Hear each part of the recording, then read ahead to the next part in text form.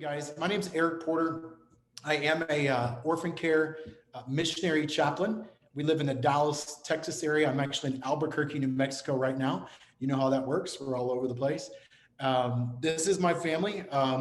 We have four biological kids and two adopted kids. I'll let you figure out which ones are which right there. And you can tell that if I don't manage my tanks and my energy and all the things, I'm going to destroy myself with all these kids.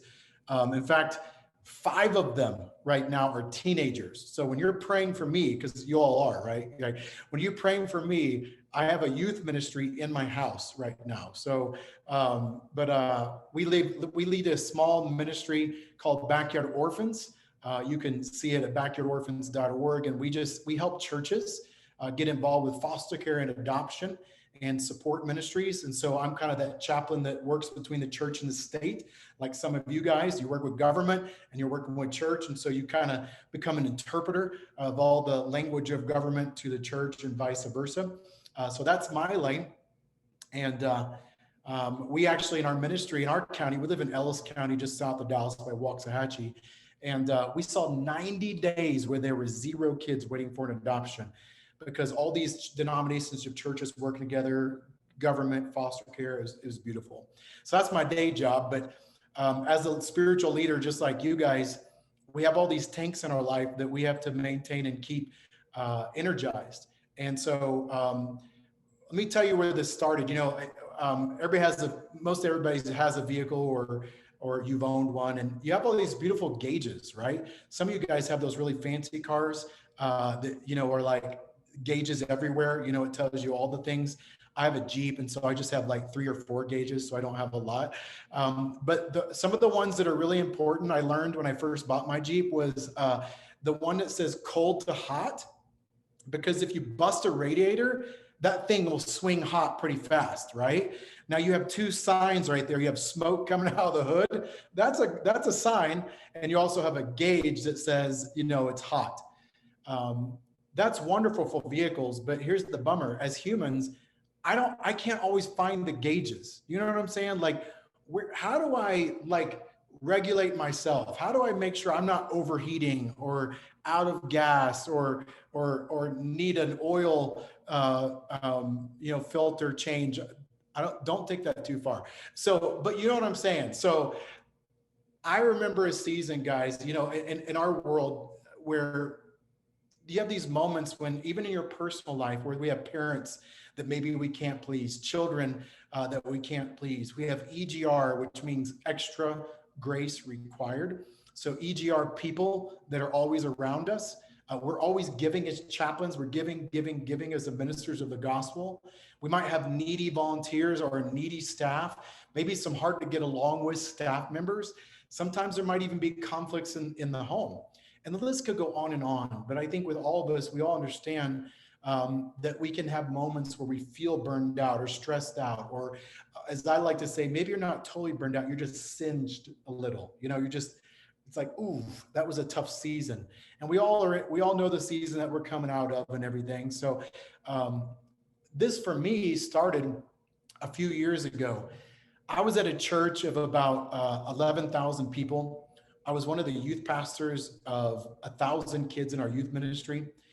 We were in a season where we had 4 youth pastors, and we went down to 2 youth pastors.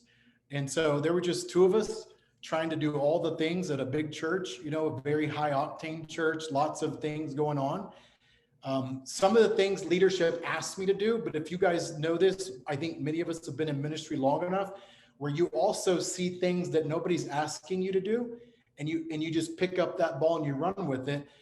Even maybe God didn't ask you to do it, but you just thought it was a good thing, right? I started doing that stuff, and I had what some people call the Messiah complex. I think if we're all honest with ourselves, we all would struggle and wrestle with this from time to time. We think everything depends on us.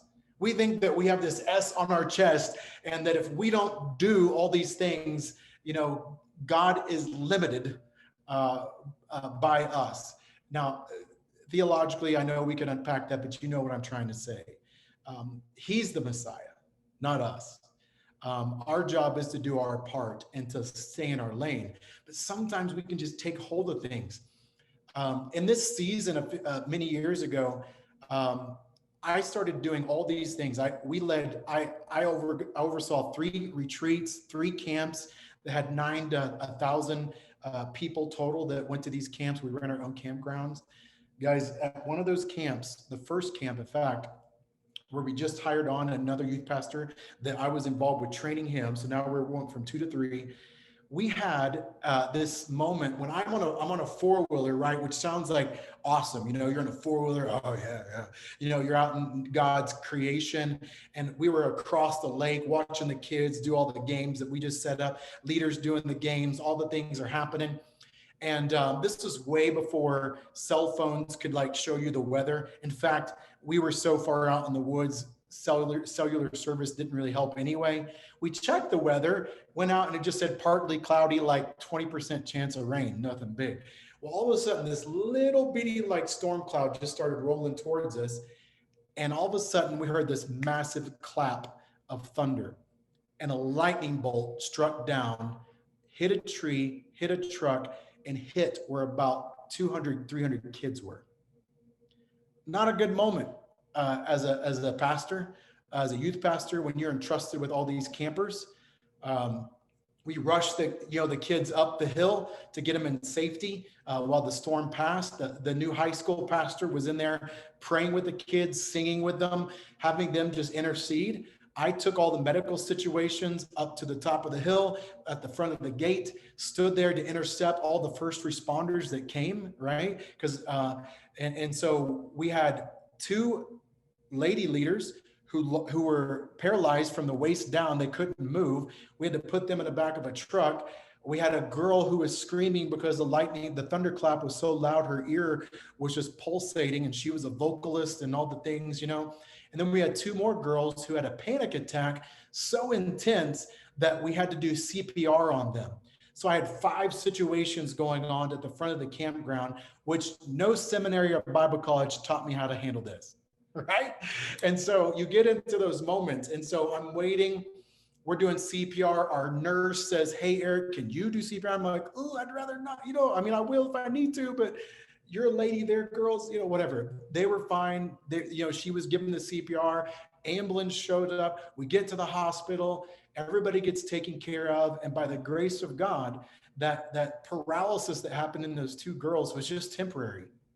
I believe it's because God's people were praying that something that happened, that miracle happened. That one of the girls had 2 bars in her spine because of scoliosis, surgery. And I'm just thankful that the lightning went down, the electricity went down instead of up. The girl with the eardrum, it was just a temporary thing. And the 2 girls that had panic attacks needed hydrated and needed a chill pill, if you know what I'm saying. So they just needed to calm down. Well, I didn't know, guys, that when you call 911, and where we were right outside of Springfield, Missouri, about an hour and a half away. When you call 911, even when you're an hour and a half away, local news catches the story, and they put on the news before we can get anything out. James River kids struck by lightning at camp. Oh my gosh.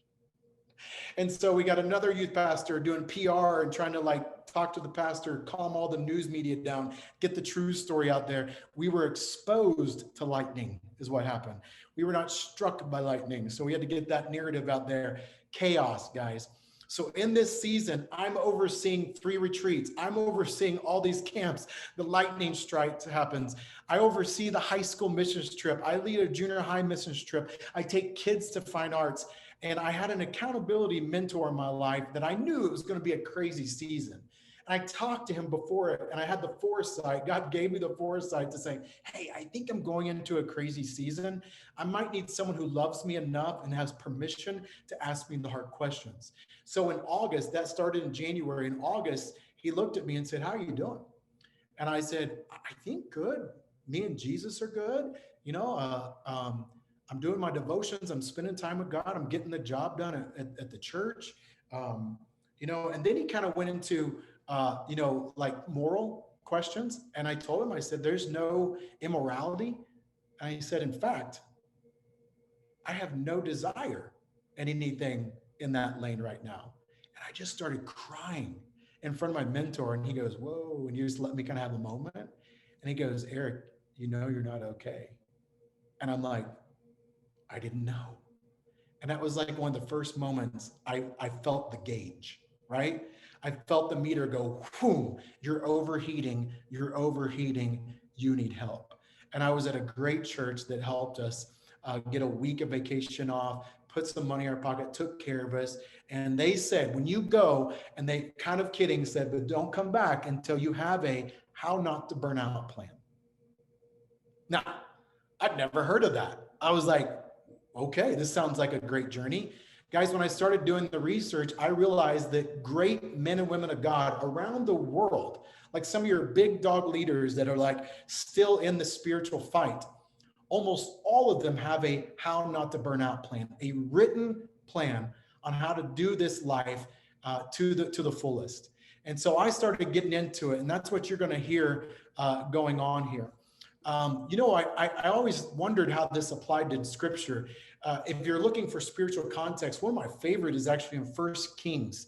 You can start reading somewhere in 16 when Ahab, when the Bible says in First Kings chapter 16 at the end there, the author says that Ahab provoked the anger of the Lord more than any other king. Woo, we're getting a setup here of a pretty dramatic story. Ahab was not a good guy, right? And in verse 17, some things start happening to Elijah. Elijah had ravens like bringing him food. When I was in that like season where I was just almost burning out, the church brought in some food, proverbial food to me, and helped me minister to me.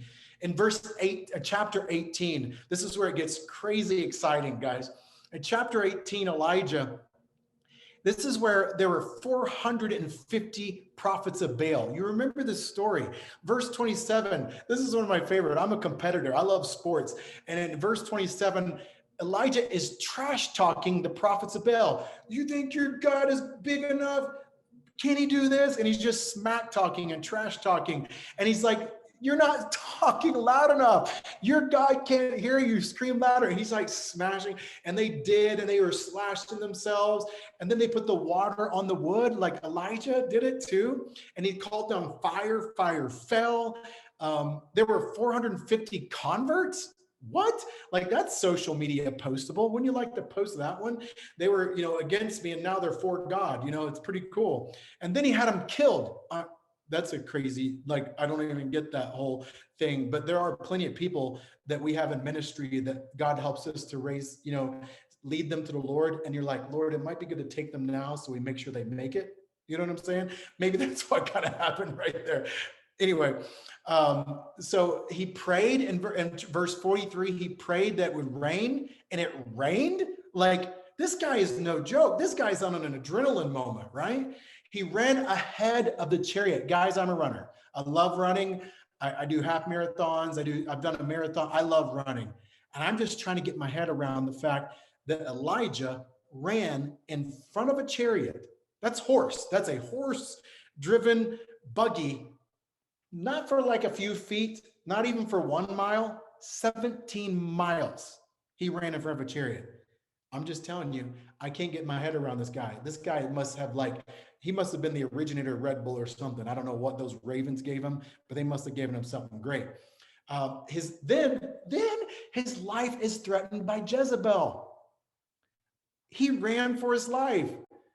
Okay, can we just pause, guys? Listen, we all have adrenaline moments. We all have seasons of ministry when things are going fast. And I don't know about you, but as we're coming out of COVID and pandemic right now, I've talked to some of my friends in spiritual leadership, and I'm like, are you guys feeling like time is like going 10 times faster than it did like a year or two ago? Like, I mean, pre-COVID. Like, it feels like now coming out of this, that time's going faster. I can't explain that. I'm sure somebody smarter than me will explain that to me someday. But right now, I feel like I'm in this moment where I'm going, oh my goodness, like there's a chariot or something. I'm running in front of it. But then look what happened here. And this goes into chapter 19 of First Kings. If you haven't read this, you got to read it. In chapter 19, it says, this is when his life was threatened. He ran for his life. But watch this. He sat down under a broom tree. The pace of this story is dramatically changing right here. It's this picture that he's starting to go down a dark path. His gauges are starting to show empty, empty, empty, because now he's isolating himself from all people who care about him, all community that God created him for. Verse 4 of 19, then he gets despondent. He literally asks God, can I just die? Can you just take my life? Verse 5, it says that he's lethargic. He's exhausted. The angel had to literally wake him up to feed him. Are you seeing like this man of God struggling and dealing with something that we too deal with? He was unaware of the miracles that had just happened. He was mad at God. He started moving around in self-pity. The lesson for us in life isn't to avoid adrenaline seasons. We all know it's just going to happen. Now, we can pace ourselves and try to have a plan. Though a man plans his ways in his heart, the Lord determines his step. We don't have to plan that we go in and out, in and out, in and out, in and out of adrenaline seasons. But they are real. And we need to be leaders who manage and have self-control that God's called us as a fruit of the Spirit to have a plan for our life and have self-control and be disciples who discipline our lives in these 6 tanks. So I have did they give you a little picture, a little tank at all? I tried to get it to him on time, and some of you, Paul, you're saying yes. Did somebody get it? You did get a tank? Is it something? It's on the homepage of it was one of the downloads that you could download on the page. So it was there. Can you put the link in the chat for everybody, Paul? Be awesome. Okay. So now that I lost Paul, I'm just kidding. Paul, my wife says I can't multitask, or guys can't, but I think you can do it. I believe in you. So anyway, first tank, guys, he's going to put this link in here. It's just the idea that this diagram here, maybe I can share my screen. I bet you I could do that. I use Zoom all the time. Let me attempt to share my screen so you can at least see this picture. Can you guys see those 6 tanks? Okay, let me just explain. So we're going to put a link. It's a simple PDF, nothing fancy. Just fill your tanks. But you reader headers, you can see where I'm going. These are the 6 tanks when I was off and my broom tree moment, which happened to be at a beach. That's where I found my broom tree, right? I was like, Lord, I think I need to go see you and your kindness and your creation at a beach. And he did. And my wife and I went away after that burnout. And I created these 6 tanks. And I looked at them and said, okay, God, I want to look at these tanks and figure out where am I? And you can imagine on a scale of 1 to 10, I was like 2 or 3, 2 or 3, 2 or 3, 2 or, you see what I'm saying? And this was a way that I could have self-awareness and self-evaluate myself and look and say, okay, God, I could bounce it off my spouse and say, my wife's name is Trisha, and say, Trisha, do you see, do you think I'm higher or lower? I could ask a friend or a mentor in my life, do you think I'm higher or lower in these different tanks? And get some outside vantage points on this. Did you find it there?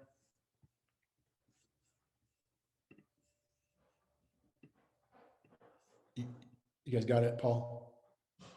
Great. All right, I'm going to go here. So spiritual tanks. So now we're just going to unpack these different tanks. All right. So the first one, it could be the most important. You know what I'm saying? I mean, our spiritual tank. Listen, guys, as a youth pastor, one of my core Bible lessons to me still applies to all of us as adults. The 3 most important things is time in prayer, time in the Bible, and relationships. Those 3 things to me, if you ever had a pizza, when you open up a pizza and you got that little 3-legged white little, stool in the middle of the pizza, keeps the box from getting smashed. That 3-legged stool keeps our lives from getting smashed. If we can, in the spiritual tanks, make sure that we are spending adequate and quality and quantity time with God in prayer. The right amount of time in Bible study, studying the different books of the Bible, reading through the Bible, studying books that talk about and commentary about the Bible, but spending time in the Word of God, not somebody else's book, but I'm talking about books that talk about and hone in on the Word of God. Many of you guys probably could, undo all the different ways that you do prayer. Here's one of the ways I do prayer. I kind of break it down into 4 quadrants: praise, people, parish, petition. Okay. So praise, what I mean by praise is enter his courts with thanksgiving in our heart. You guys know that. You want to enter his courts with thanksgiving, saying, God, thank you that I have air in my lungs, that I have clothes on my back, shoes on my feet, a roof over my head, just the simple things in life to the big things in life. Praise is where I start my prayer. People, I start actually interceding for people. These are people who need Christ, people in my neighborhood, people in the ministry that I serve that need God, need healing, need the hand of God, need chains to be broken in their life because they're just wrought with addictions, or in the foster care world, in my world, it's like generational sins that just follow these families throughout their life there. Then I talk about parish. I pray for the people in our ministry, or people in the church that I attend. So just the parish. And the 4th one is petition. Then I put myself in the 4th place. And I try not to miss that. I try to make sure I'm taking things to God. I pray. I've had ongoing prayers. I love the disc test. In case you haven't figured it out, I'm a DI. So as a D, I could be bossy, brassy, overbearing, all those nasty things, right? And I am constantly praying, saying, God, help me not to be bossy and brassy. You know what I'm saying? As an I, help me to get things done and not to just talk all the time, But I just pray and ask God to help me in all the different things. Sometimes I need worship to get me in my prayer time. Whatever it is, keep that leg of the stool strong with prayer.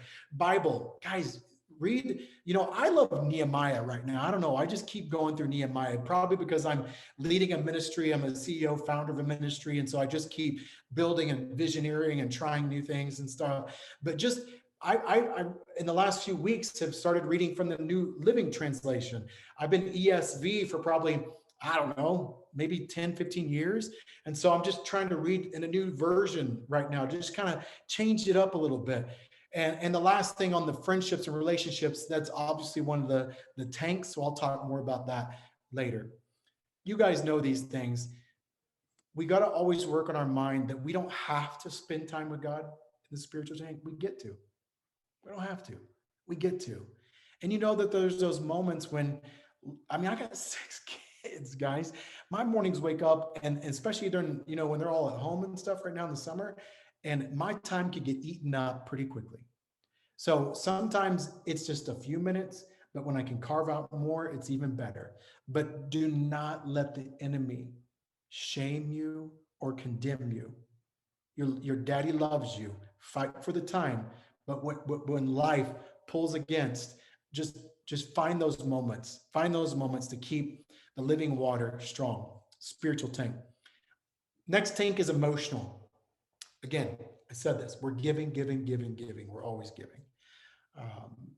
The picture of the water bottle that pours out into the cup, and we're getting empty, right?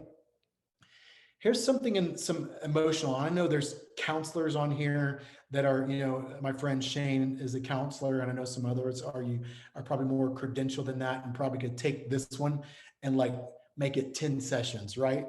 So just some things that help me. One of the biggest things that helped me in my emotional tank was understanding that stress is the gap between reality and expectation. As a leader, I sometimes expect more of myself and others. As you hear me saying, time feels faster right now coming out of this pandemic. I'm sure smarter people than me would say, Eric, you probably just need to have a little bit more margin in your life. You're expecting to do all this stuff, but reality is you don't have enough time. I'm sure that's what's happening. I think it was Dale Carnegie that said in a study that he did, worry, resentment, frustration, causes fatigue more than physical work. Worry, resentment, frustration, stress, all those things cause fatigue more than physical work. Man, I needed to hear that because I've learned to like manage that emotional gauge better. Okay. It's an art. And I realize when I'm stressed about something, I just had a team member leave my team who was with me for 5 years, full-time missionary chaplain, and she became an executive pastor. Big boy Eric says, I'm good. I'm good. Let's just keep moving. We're about 6, 7 weeks in. I'm like, oh, okay. I'm feeling a little tired. I don't think I calculated how much how much she did, on our team. And I got some stress going on, which causes physical fatigue, right? So how do you fill these tanks? You guys know the answer. You go big annually. Let's start annually. When's the last time you took a vacation? Okay. Now, my list here, I didn't set this up on purpose, but I'm just telling you during the pandemic, a lot of us couldn't do some of the things to fill our tanks up, right? Couldn't be around people, couldn't maybe do some vacations. My wife and I just got back from a 22-year little anniversary trip. Oh man, I just needed that. I just needed to unplug for 4 days and use all my little credit card points to get a free flight, a free, vacation stay at a Hilton, and basically had it paid for and just slept, ate some food and spent some just quality time with my best friend, my wife, right? And I could feel my emotional tank increasing. Okay. So when you have kids, we just got back from a little family thing over Independence Day, right? I got to spend time with my Meemaw, who is 95 years old, and I got to see her. She's the spiritual matriarch of our family. I got to see her just a couple of days ago and get some pictures with her, and it was a little emotional. I don't want to go there because I'll get emotional, but she's the one who prayed all of my family into salvation, and I haven't been able to see her in 18 weeks. That vacation with my family also filled my tanks, right? In January, every year, I go on a prayer and fasting type retreat for about 3 days. And now my wife and I do that together. And that's like an individual one with my spouse and at least one with my kids. That is in my rhythm, guys. Like I got to have those things to keep those emotional tanks balanced right there. Then you get into like obvious things like weekly.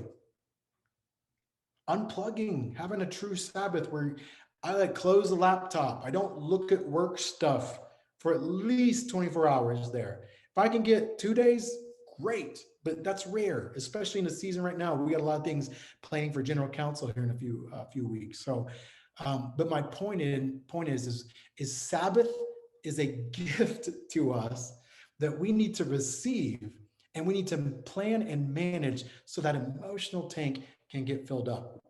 Next tank, intellectual. Now, I thought this was kind of funny because I'm talking to a lot of people who are required to get CEUs. I said that right?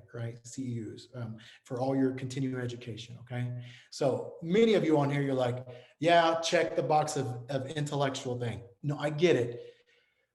But are you also finding books, videos, tutorials that like train you and teach you to do something new, speak a new language, try a new skill, learn a new art, maybe something that's more for pleasure than requirement.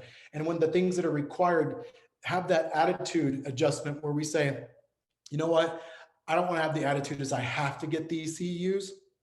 I want to say I get to.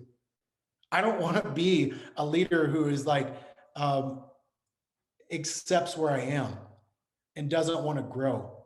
I'm not done yet. God's not done with me yet. He's still working on me, and he helps work on me by me reading books and listening. Man, I got this library. I listen to audiobooks all the time. I just drink in books.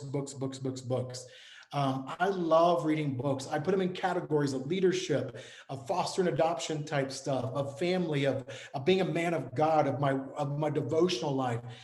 I just would encourage you guys, find books to stimulate your intellect.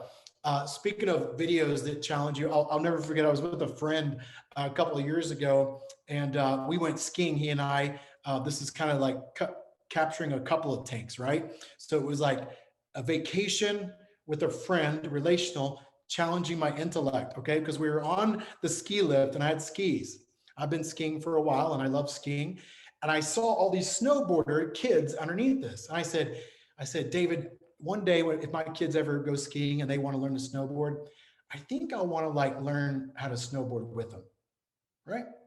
He looked at me, he goes, why are you waiting till then? Why don't you do it now? Wait, what? It was like the double dog dare you moment. You know what I'm saying? I double dog dare you to learn how to snowboard. And I'm like, I'm 44, you know what I'm saying? So I mean, like I was in my 40s when this happened, and I'm like, okay, well, I need to figure how much it's going to cost because we already spent a lot of money. It wasn't that much to change into, from skis to a board, like $10. Lessons are going to be like $100, but I'm cheap. I didn't want to spend that. And so I was like, maybe I could just like look on a YouTube on the way home. And so I let him drive, and I was looking on YouTube, and I was like, man, there's some really great YouTubes. And this guy really makes sense, you know? And I think the biggest thing, expectation when reality was, I can't go in, if you know anything about skiing, it goes green, blue, black, right? And so I couldn't go into the blues, which I love skiing in. I had to say, I'm going to be with the little kids at the bunny slopes in the green, maybe all day. I might see a blue before it's over. And I had to change that expectation and reality, or I couldn't do it. I'm just telling you, I'd stress emotionally on vacation. I would emotionally, isn't it funny? Like when you're even on vacation, you can emotionally stress yourself out. That's like an oxymoron. Okay. So I didn't want to do that. Watch the videos, and I said, I think I can do this. I'm telling you guys, as the Lord is my witness. I'm saying God helped me, and I did the board. I was on the bunny slopes, worked myself up to the green, which was kind of steep. I they tell you if you catch, I don't know if I can do this on the video. Let's see if you catch. There we go. If you catch your lip down here on the hill, you're gonna bite it and you're gonna go forward, and don't put your hands down because you'll break your wrist. And I was like, okay, don't do that. But that's what you're gonna do. Like when you fall forward, your hands. So I tried to like go soft with it, but my elbow hit my ribs, and I cracked my ribs on that trip. But I'm no quitter. I finished snowboarding the rest of the day and did it the next day and finally hit some blues. I'm telling you guys, I had so much fun. Did it hurt? Yes, it did. Was it stupid? Maybe. But guys, it was adventure filled. I challenged my intellect. I was with my buddy, and I had some recreation all together. With you comes to the intellectual tank. Guys, just we're created to do great things for God. Let's continue to expand our mind. Doing seminary classes, doing whatever you can to grow in the intellect tank, physical tank. This one, I'm going to read you 1 Corinthians 6. Let me set this up before if you want to turn there, that's fine. 1 Corinthians chapter 6, verse 12. I'm actually going to read from the Message version because this was a journey I was on. Going back to my year where I almost burned out, I also went to the doctor to just check this tank, this physical tank, and say, what do you see? He saw a fatty liver. I was about 30, 40 pounds overweight, almost obese a few years ago. And he said, you're on a path for a young heart attack. Because you see, I was on a seafood diet. Do you guys know what that is? You seafood and you eat it? Oh yeah, that's what I did, right? And so I was overweight, almost obese. I was a college athlete. I'm that guy. I was a college athlete and then just gained all this weight. I didn't gain college freshman 15. I got marriage 15, kid 15. I got pregnant with my wife. She lost the weight. I never did, that kind of thing, right? And so God started me on this conversation through 1 Corinthians chapter 6. And he told me, he said, Eric, I want you to read this. I read it in like another translation. And then he said, I want you to read it in the Message version. I'll read it to you.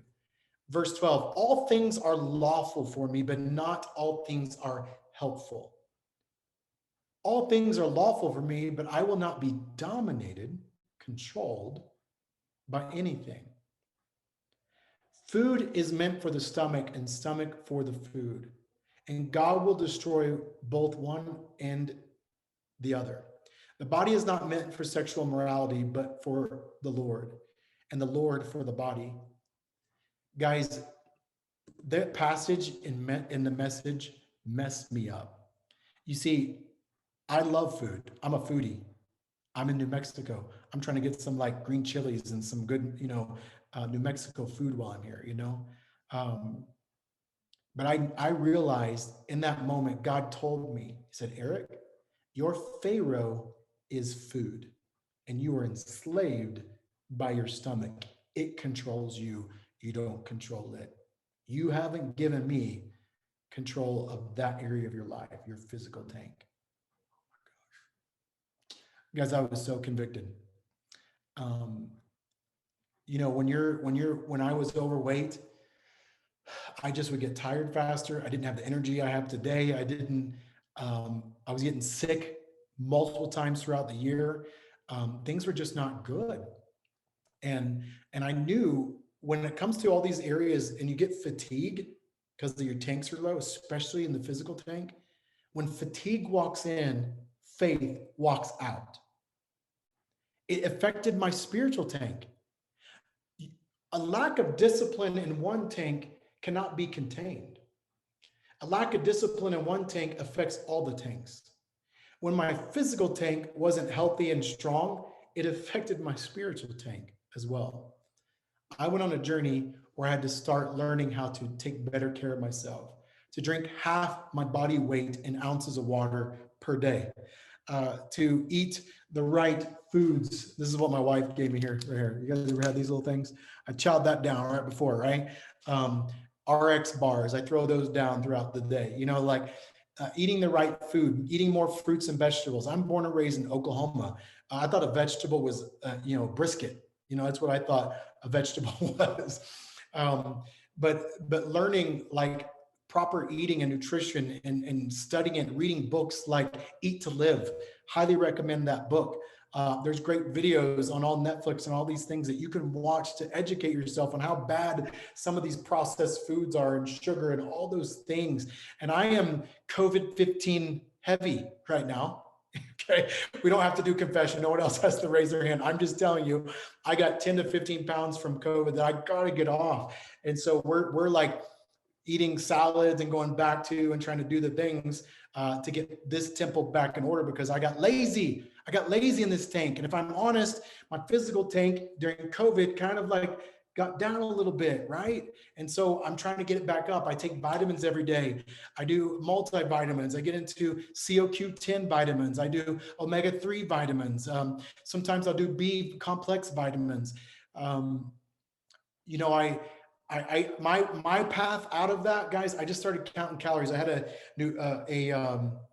he's a nutritionist and like a health advisor back in those days who coached me on eating the right foods and counting calories. I did 1,500 calories.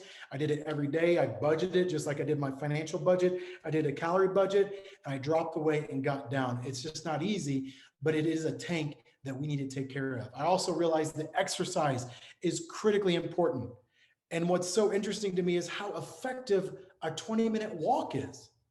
Like as a former like college athlete, I was like, that's for non-athletes. No, it's to take care of your temple. I literally, my coach back then told me, I want you to do an elliptical. I don't even want you walking yet because you're so overweight. I want you to do an elliptical, if you've seen those machines. And I want your heart rate, I believe you said around 115. Guys, grandma, Sister Mildred was on next to me on the other elliptical, little grandma, like going 90 miles an hour. And I'm over here going, got to keep my heart rate down.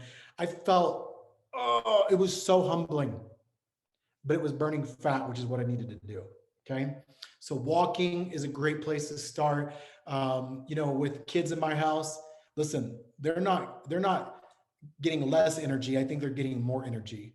And so even in my home, if I want to keep up with my kids, I've got to stay healthy. If I want this ring right here, is a ring that was given to me with a mentor program I was in a few years ago with Jeannie Mayo. And if you've ever seen Schindler's List, there's a scene at the end where they used to sell the silver, right? They were selling silver so they could set Jewish people free and get them out of harm's way. And they would sell their fillings in their teeth. They would, melt down and sell the silverware and everything in this movie. And then at the end, they were getting him out of there and trying to save his life. And he saw a ring, a silver ring on his hand. And he started weeping, and they're like, "Why are you weeping? Like, you've helped so many people." And he pulled his ring off his finger and said, "I could have helped one more." He knew that death in himself was life in others. And that type of mentality and this type of ring on my finger reminds me, the more I die to myself and get control of the areas God wants me to control. I can't control all these other people, right? I can't control, my wife, my kids, the ministry. I can't control all those other things. But God has given me self-control, where I can control, I can die to myself and what I'm eating and my exercise and get this tank where it needs to be. Number 5, relational. This is a big one, guys. Whew, especially coming out, what we came out of. I kind of break down my friendships, as cheesy as this is, in 3 levels. This is just how my brain thinks. Level 1 are like iron sharpen iron friends, right? These are people that there's only a few people that fit in this category. And some can make a case that maybe Jesus had these types of 3 groups too with the disciples, right? He had the ones he pulled really close, and then he had the level 3, the one he was trying to reach for God and Judas, and that was a bad situation. But level 1 are the ones that we keep really close, like they're warriors in arms. You know what I'm saying? They're brothers or sisters that you keep really close. You might vacation with them. One of my best friend's birthday was today, and I FaceTimed him, as I'm traveling, going, "Dude, happy birthday!" We celebrate each other's life with each other and he's the one I'll laugh till my side hurts. He's the one I'll call and I'll weep with when something's going wrong in his life, when his dad passes away. And I got to sit next to him just a few weeks ago and drive down to his funeral and be next to my best friend as he buried his father. Do you understand what I'm saying? Level 1 make us more like Jesus. Level 2 are just kind of neutral, right? They don't move us toward God. They don't pull us away from God. Level 3 are the ones that we need to give Christ to. They don't have a relationship with God. We're a lighthouse. We got to have unsaved people in our life that we're reaching. These are the relationships I kind of always am checking on and saying, "Okay, God, where are they?" Now, let's talk about some of those, another category I use in my tank right there. I also call it the hat trick connection. Yes, I was a soccer player, and so a hat trick is 3 goals. So three relational goals I have is a Paul, Barnabas, and Timothy. Paul is a mentor, someone who's the same age or not same age, someone who's older than me, but the same gender, right? I can get mentored by women, but I find it best for me to be mentored by a man who's further down the life road than I am. These are the guys I'm calling when I'm stuck. Some of us were raised in Christian families, and our little biological father is that. Some of us don't. We had to find spiritual fathers in our life. I'm blessed to have a handful of spiritual fathers that pour into me, and I'm accountable to them. And I let them know what's going on in my world. Barnabas, that's that level 1 friend, that iron sharpen iron, same season of life. They don't have to be the exact same age, but maybe just you're in the same season and that you run together in life. And then Timothy is those that are under you. Who are you mentoring? I don't think we can truly be a disciple of God if we're not discipling somebody. Do you hear me? Who are we discipling? Who's the Timothy in our life? And I'm convinced with these 3 levels of friends and the hat trick relationships, guys, that keeps my relational tank where it needs to go. And I can tell when it's been a while since I talked to my friend. I can tell when that tank nowadays is where it is. So that's the relational tank. And then the final tank, and then we'll do some Q&A. Financial tank, I used to do 5 tanks, guys. I did 5 tanks for years, and then I don't know, maybe this gray hair that's starting to pop in here made me think, you know what, finances really do affect us a lot more than we realize, right? If we're buried in debt and we're not trying to work out of that and get on top of our finances and get our bank accounts in the positive and get on the interest side of life instead of the, instead of paying the gaining interest rather than paying interest side of life, that tank is going to be tapped, right? There's all the things, the Dave Ramsey's, the different books. Guys, read the books, listen to the podcast, get all the training you need, seek help, get financial advice. I'm convinced that this tank, think about it. If we're in debt, we're buried. I remember holding on to school debt. Assemblies of God school debt, right? College debt for, I think it was like, let me do the math here, 12 years. Because shocker, but in ministry, we don't get paid a lot of money, but sometimes we have a lot of debt from the colleges we attended, right? It's like this. It took us a long time. When we paid that last check to get all that school debt, and right now we have a house payment, and I got like a couple payments on a car, and then I'm done. And then that's all we have is a house payment left, right? When I got that school debt paid off, we were early in our marriage. We had credit card debt. We got out of that. We did the plastectomy that Dave Ramsey talks about, cut up our credit cards in that sense. And so we just have a mortgage debt right now. When we paid that last school bill, I did not realize how that financial tank was pulling on the other tanks, right? Like relationally, it hurt me and my wife sometimes, having too much debt. Emotionally, it was stressful having that debt load over us. So the simplest way I've communicated is give, save, spend. Give, save, spend. So my wife and I, even when there was a season when I left the church, I can't believe I'm recording this. I don't know where this goes, but I don't normally go public with this, but I think it's encouraging for some of you. Maybe somebody on here needs to hear this. But when I left the church and before I became a missionary chaplain, we were living on food stamps. Some people don't like to admit that. That was a dark day for me, right? I remember taking two of my little kids to the window, social services, to fill out the paperwork. And she's trying to talk to me and I cannot hear her because I'm like weeping and wiping back tears, because as a pastor for 12 years, a local pastor, I've sent plenty of people to go get help at food stamps. And now I'm the one going to get food stamps, right? Well, God taught me a lot in that, but I'm telling you guys, even in that season, when we were scrapping financially, we did not stop giving. When I'd get a little bit of money in, I'd tithe it. When I get a little bit of this in, we kept giving to the missionaries that we were supporting. We wanted to keep doing tithe, keep doing offering. We did not want to rob God in the midst of our season. It was just a few months that we needed to do that. We had to pause, save. I couldn't do all the savings, retirement, and all those things during that season. But when we can get back to getting the retirement and get the savings, the 403Bs, the Roth IRAs, whatever you have going, get those things going so you can get those savings accounts going. We got to do that. And then it's okay to have a little bit of splurge money for yourself, Like I'm an OU Sooner fan, so Boomer Sooner, anybody out there. And I just drove, I got some whoops on that. I just drove through my home state, Oklahoma, and went to a couple of stores looking for, I don't know, just something OU for clothing. And I'm really digging t-shirt hoodies right now. And so I found an OU Sooner t-shirt hoodie at the store. And I call my wife and go, hey, babe, do I have money in my birthday account? Because we want to spend our money wisely. So there are moments when you can do that. Listen, guys, everybody's pulling on us, right? God called us to give.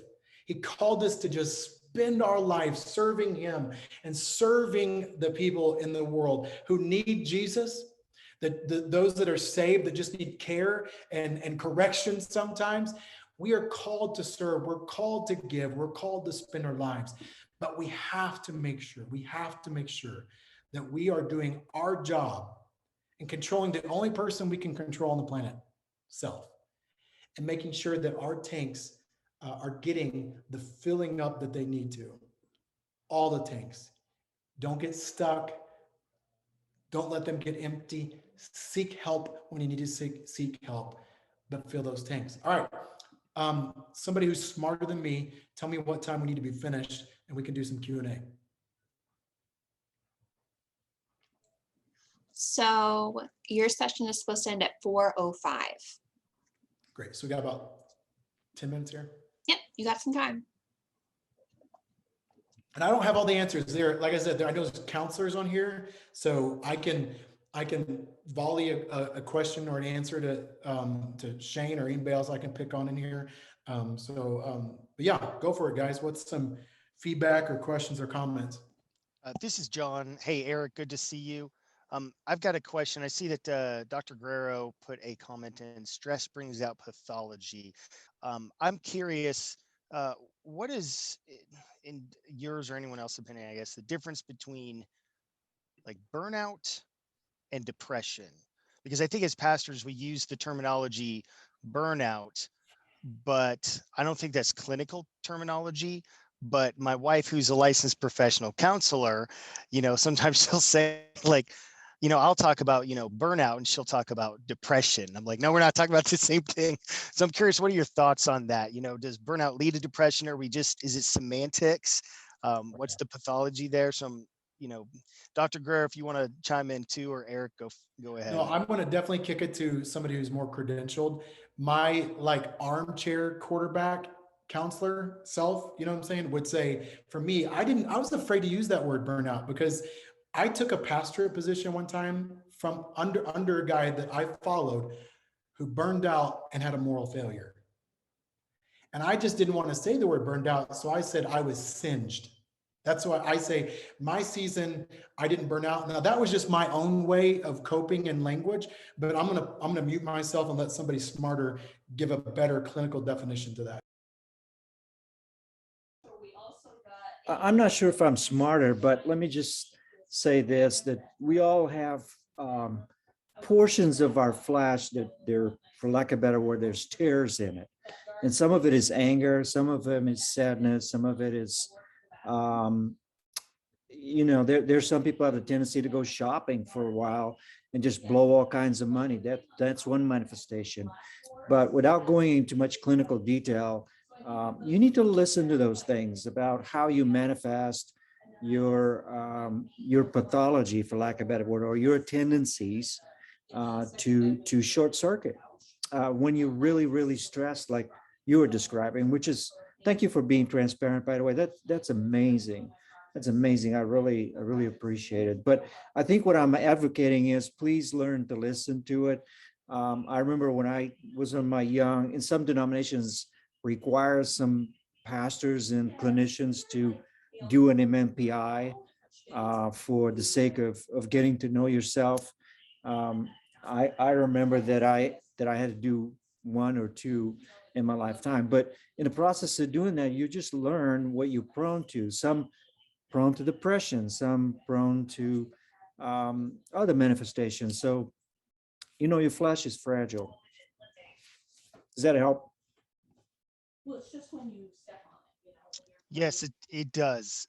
Yeah, again, Eric, I think what my wife would kind of say is, sometimes we can be in denial by choosing the words that we choose. For me, using the word burnout as opposed to using the word depressed, things like that. Yeah. That's very helpful. Thank you both. If I could add to that, my wife and I have a counseling ministry to those who are in the ministry, missionaries, pastors, anybody in clergy type roles. But what I would say about that is burnout can definitely lead to depression. Depression is kind of, you've lost your zeal. You don't want to get out of bed, or you find yourself maybe crying and you don't know why, and there's just kind of like this heaviness, darkness kind of a thing.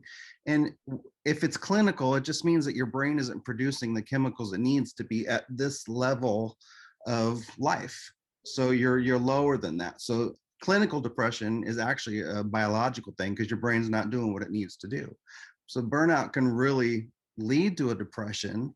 And a book that I would recommend for anybody who might be asking those kinds of questions is Leading on Empty by Cordero, if you guys are familiar with that book, because he really helped me to understand there was probably a season in my life, in my ministry, when I was probably dealing with depression, but I didn't have the language to say that.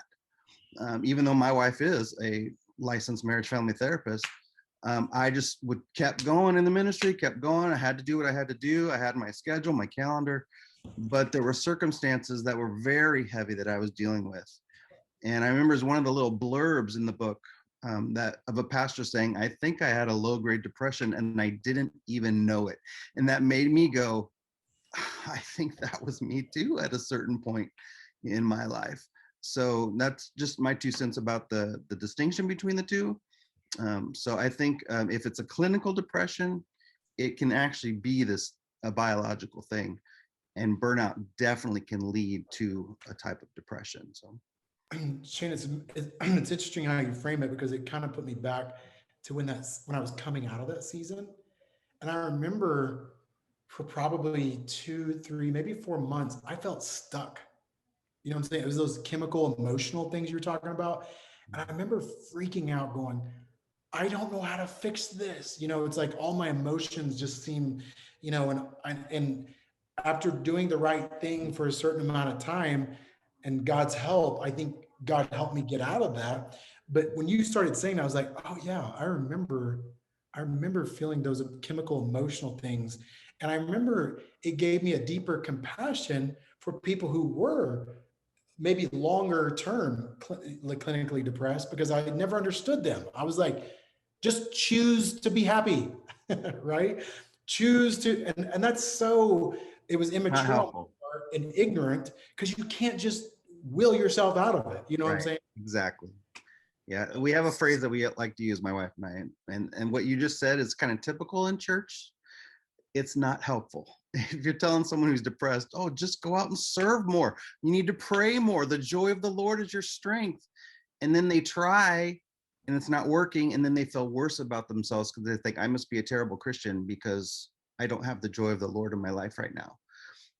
So it's a thing. And I hope and wish the church, becomes more educated around something like depression, so that we're helping people in a more helpful way and not ways that are going to make them feel worse about themselves. I would also add about burnout is besides the depression pieces that are missing, because I experienced a time in my life where I felt I was burned out, where I was just completely drained physically, emotionally, and spiritually. I would also add apathy. You become so apathetic to this non-caring about what happened, what goes on, where you almost become completely numb to relationships, to things. So I think burnout can also be, apathy can be a part of that piece as well. I agree.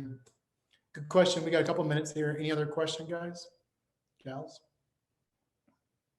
I mean, guys, like the plural version. We can end early if we don't. I'd love to pray for you guys before we get off here. Any final question before we pray? Well, here's my 2 cents, guys. Listen, we all see too many Christian leaders who fail and disqualify themselves in ministry. I pray, and I'm going to pray this, that none of us have that story. And if you've come from that, you're coming out of disqualifying and trying to requalify, let the Lord help you to get, those systems in place to not go back to a season of life like that again. Could you imagine no, I know what it was. I was going to say is there was a Christian mentor, one of my spiritual dads, Sam Farina. I don't know if you guys know Sam Farina. We were just talking. He lives down where I live, and we were just talking one day. And I was just kind of like sharing with him an angst. I was just like, I'm trying to recruit team members. I just feel like everywhere I turn, I can't find Christian leaders. And he looked at me. He said, Eric, we have a shortage of Christian leaders more than ever before in the history. I was like, that's a strong statement. Like, it's heavy, But I like to think this Zoom room is filled with a lot of Christian leaders who are trying to be the best that God created them to be. That we are an exception to what Sam was saying. But I believe he's right. So we've got to be healthy, and we've got to help others around us get healthy and disciple and train them up so that we guys can see souls saved and people discipled like never before. We've got to do the job that God's called us to do. It starts here in our own tanks, and then it overflows into everyone else. Can we pray?